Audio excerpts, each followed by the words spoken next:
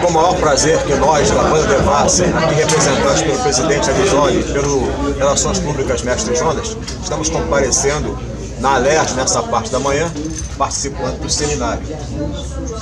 E gostaríamos de colocar algumas coisas para reflexão geral, não apenas sobre o seminário, mas para o samba, porque esse ano de 2016 é o ano em que comemoramos 100 anos de lançamento do samba pelo telefone de autoria de Mauro de Almeida e Donga.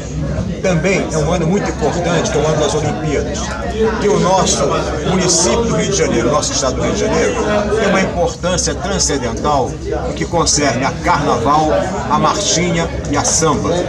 Por isso, nós gostaríamos de colocar para a reflexão geral de todos os sambistas e também para os órgãos do município, do estado e da União, todos ligados à cultura e ao turismo, os seguintes assuntos: a rádio samba e a TV carnaval. Por quê?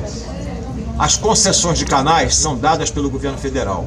E se todos os sambistas se unirem através desses órgãos e começarem a colocar historicamente a importância do samba para o país, nós verificaremos que o samba tem esse direito, assim como o carnaval, de ter a rádio samba e a TV carnaval. E voltaremos na parte da tarde, se Deus quiser, para participarmos da continuação deste grande evento, deste seminário aqui na Alerj, saudando o governador Dornelles, também saudando os responsáveis pelo seminário, Zaqueu e Oliomar. Parabéns a todos que estão participando. Felicidades, são os votos da Banda Devassa, que está aqui para aprender e para colaborar na medida do possível. Muito obrigado.